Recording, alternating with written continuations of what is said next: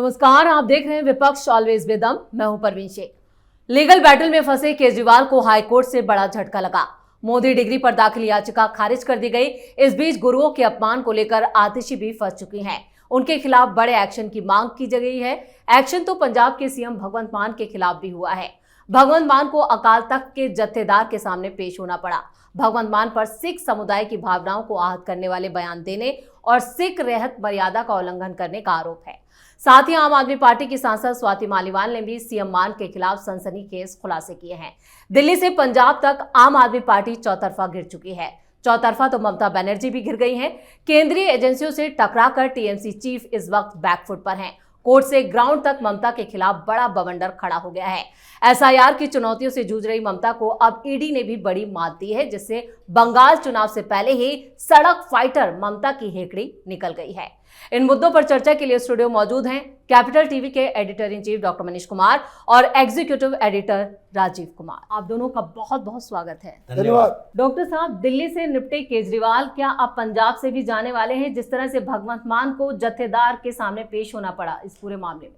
देखिए, जिस तरीके से केजरीवाल हर दिन एक नए विवाद में, नए दलदल में फंसते चले जा रहे हैं, ये दिल्ली से नहीं गए। उनकी अब जो है नेशनल पार्टी का जो तगमा है वो अब छीनने का वक्त आ गया है। कारण ये है कि आपकी पूरी की पूरी राजनीति वो भ्रम, झूठ, प्रपंच इसके ऊपर आधारित था। अब ये डिग्री के मामले में कैसा झटका लगा जी। अब आप ये सोचिए कि कितना कैंपेन और कितना टाइम इसने लोगों का बर्बाद किया इस कैंपेन में। चौथी फेल राजा की कहानी सुनाता था, याद है? मुझे तो याद रहता है कि चौथी फेल राजा की कहानी सुनाता था कि कैसे सब कुछ चौपट हो गया। मैं पढ़ा लिखा और बाकी दुनिया बेवकूफ। तो अब सुनाओ, इसमें इसकी और भी अभी फजीयत होने वाली है। और जैसा लीडर रहेगा वैसे नेता भी रहेंगे उसके नीचे। भाई आप देखिए, ठीक से बयान भी नहीं दे सके भगवंत मान जी। मीडिया वाले चले गए, कल पेशी थी, मीडिया वाले ने, आप देखिए कि सब कुछ निकल गया। अब यातिशी को भी जाना होगा जी, माफी मांगनी पड़ेगी और ऊपर से एक अलग तरीके का विवाद। ये सारी चीजों के ऊपर अब क्या हुआ? भी कपिल मिश्रा को अरेस्ट करके लेके चले गए, एफआईआर दर्ज करवा रहे थे। तो कहने का मतलब ये है कि अरविंद केजरीवाल जो वो छल और प्रपंच की राजनीति वो करते आए हैं, अब धीरे धीरे दिल्ली के लोगों ने जान लिया। अब पंजाब के लोग भी इसको समझ रहे हैं और इसलिए बेचैनी में ये हर दिन नई गलतियां कर रहे हैं। बिल्कुल। राजीव सर, दिल्ली से पंजाब तक आम आदमी पार्टी क्यों इस तरह से चौतरफा गिर गई है? देखिए, दिल्ली और पंजाब की ही बात नहीं है। जैसा डॉक्टर साहब ने कहा कि आम आदमी पार्टी का नेशनल पार्टी का दर्जा भी छीनने वाला है जी। ये 4 राज्यों में अभी थोड़े बहुत अपना प्रिंट दिखा पाता है और वो है गुजरात, गोवा, पंजाब और दिल्ली। लेकिन गुजरात में जो लोकल बॉडी इलेक्शन हुए, इसके केवल एक कारपोरेटर जीत कर आए। प्रभारी वहां की आतिशी है और अरविंद केजरीवाल वहां प्रचार करने के लिए 15 दिन पड़ा रहा गोवा में और उसके बावजूद एक ही सीट जीत पाए। उसके कारण क्या रहे, परिणाम क्या आया? इन दोनों में मंथन करने के बाद इन लोगों ने अपनी कोई जिम्मेदारी नहीं ली। गोवा के आम आदमी पार्टी के प्रदेश अध्यक्ष को इस्तीफा दिलवा दिया। फिर उसके बाद वहां के पार्टी के प्रदेश अध्यक्ष जो पूर्व थे, उन सब ने मिलकर एक बार कम से कम 15 नेताओं ने आम आदमी पार्टी छोड़ दी। अब 2 विधायक हैं वहां पर। ये दोनों विधायक सोच रहे हैं कि अरविंद केजरीवाल, ये पूरी पार्टी हमारे लिए कुछ नहीं कर सकती, हम अपने बदौलत चुनाव जीत कर आए हैं, अब आम आदमी पार्टी से नाता तोड़ो। इसका मतलब है गोवा में 2 सीटें गई, 2 विधायक गए। उसके बाद नेशनल पार्टी का दर्जा जो ये बार बार सरकार से, हाई कोर्ट से अपील कर रहा था कि नहीं, नेशनल पार्टी का दर्जा मिलने के बाद हमें दिल्ली में ऑफिस के लिए जमीन मिले, जमीन नहीं दी गई।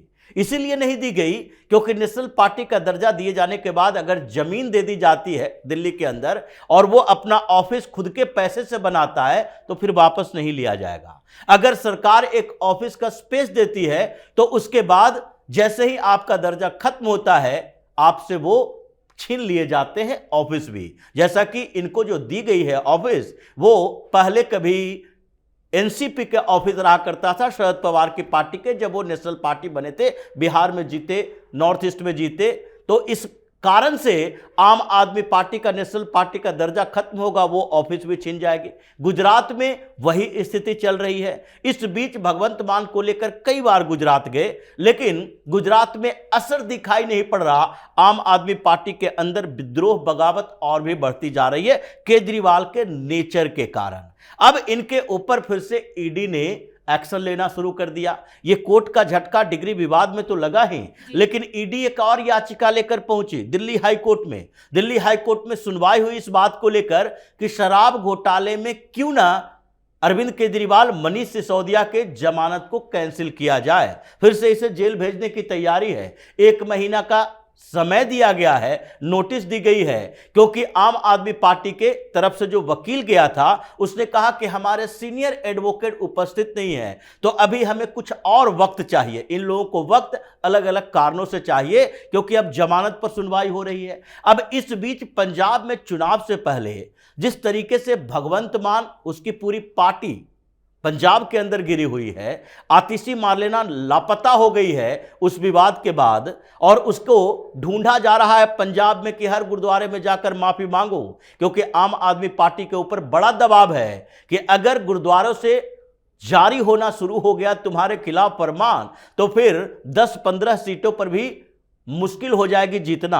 इसीलिए पंजाब, दिल्ली, गोवा या फिर गुजरात, हर जगह आम आदमी पार्टी का स्ट्रक्चर बिखरा हुआ है, और यह सारा अरविंद केजरीवाल के अभी की 6 महीने की राजनीति के कारण है कि वो पार्टी में एक्टिव नहीं है और पंजाब में जाकर सोया हुआ रहा। इस बीच बिल्कुल आम आदमी पार्टी की दिक्कतें बढ़ती जा रही हैं, लेकिन जिस तरह से ममता बनर्जी ने केंद्रीय एजेंसियों के खिलाफ मोर्चा खोला है, उससे बंगाल में किस तरह से वो घिर गई हैं। देखिए, केंद्रीय एजेंसियों के खिलाफ मोर्चा खोलने वाले का हाल, रिजल्ट आप देख रहे हैं, यहाँ मुंबई से आ रहा है, चुनाव हुआ है, क्या हाल हो गया है। ये ईडी करने वाले गैंग का कांग्रेस पार्टी हो, उद्धव ठाकरे हो, ममता बनर्जी तो बुरी तरीके से फंस गई, क्योंकि ये सिर्फ नोटिस नहीं दिया गया है। जो वर्डिंग्स है सुप्रीम कोर्ट के, सुप्रीम कोर्ट ने जो बातें कही है वो बहुत ही भयावह है। उन्होंने कहा कि भाई इस तरीके से, बोनाफाइड तरीके से अगर कोई सेंट्रल एजेंसी कहीं काम करने जा रही है तो उसको कोई भी स्टेट, कोई भी मिशनरी, कोई भी पुलिस, कोई भी मुख्यमंत्री अगर उसमें विघ्न डालता है, उसको रोकने की कोशिश करता है, it will lead to lawlessness, anarchy लाने का ये एक शुरुआत है। और इसलिए this is a very serious matter, और इसलिए हमको इसमें इंटरवीन करना पड़ेगा। सुप्रीम कोर्ट ने कहा if we do not decide it the whole system will fall into lawlessness. यही बात जो लगातार तमाम लोग कह रहे थे, और वहां, क्योंकि वहां तो साक्ष्य सबूत के ऊपर चलता है, और ममता बनर्जी के ऊपर जो नोटिस डाला गया है, किस आरोप में? चोरी के आरोप में, कि फाइल चोरी, डिजिटल डाटा चोरी, और साथ ही साथ आपके जितने चट्टे बट्टे हैं, जो अधिकारी साथ में गए, आप तो डूबी ही डूबी, उन लोगों को तो ज्यादा ही डुबा दिया आपने।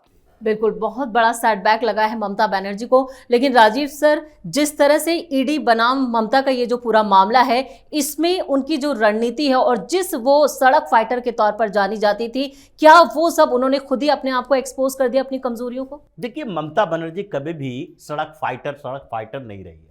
वो रोड की राजनीति नहीं की है, ये कहने की बात है। उस समय कांग्रेस के यूथ कार्यकर्ता और यूथ नेता होते हुए भी ममता बनर्जी पीछे की तरफ रही, कांग्रेस के कुछ नेताओं को आगे बढ़ाकर वामपंथियों की गोलियों का शिकार बना दिया। ये ममता बनर्जी सड़क पर उतरी कब थी? हाँ, ये अलग बात है कि कांग्रेस का बेस का इस्तेमाल इसने किया, कुछ नेताओं को शहीद करवाया और खुद उसके ऊपर राजनीति करते हुए यहां तक पहुंची है। लेकिन अभी फिर से वो सड़क पर उतरी प्रोटेक्शन के साथ।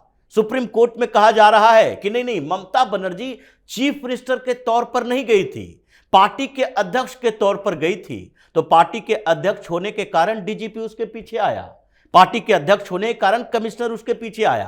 क्या भारतीय जनता पार्टी का प्रदेश अध्यक्ष वहां पर जो है उसके पीछे कमिश्नर जाता है अगर उसके खिलाफ कोई कार्रवाई होती है? तो ये टीएमसी ने जब हमला किया नेता प्रतिपक्ष के ऊपर, तो क्या डीजीपी मिलने के लिए गए ये शुभेंदु अधिकारी के घर पे?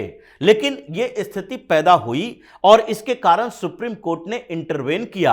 अब आगे स्थिति ईडी, सीबीआई या चुनाव आयोग के पास चला गया है। सुप्रीम कोर्ट ने तो कह दिया आप सरकारी कामों में, उन संवैधानिक संस्थानों के कामों में व्यवधान पैदा नहीं करोगे, नहीं तो आगे क्या होगा यह ममता बनर्जी खुद ही जानती है। इसीलिए जैसे ही यह फैसला सुप्रीम कोर्ट में चल रहा था वैसे ही सीबीआई की टीम पहुंच गई कोलकाता, और इस बीच तो कहीं हंगामा नहीं हुआ कि कोलकाता में सीबीआई की टीम पहुंची हुई है। सीआरपीएफ के जवान चारों तरफ उनके घूम रहे हैं। पहले से 3 गुना ज्यादा सेंट्रल फोर्स लेकर गई और 8 ठिकानों पर छापेमारी की। ये लोन फ्रॉड का मामला था, टीएमसी के लोग उसमें फंसे हुए हैं। अभी तो शुरुआत है। ये ईडी और सीबीआई, ये दोनों एजेंसियां अभी पश्चिम बंगाल में कई और कार्रवाई करेगी। अगर ममता बनर्जी उसी तरीके से जैसे आईपैक के मामले में किया फिर से करती है तो फिर सुप्रीम कोर्ट से आदेश आएगा। सरकार इंतजार कर रही है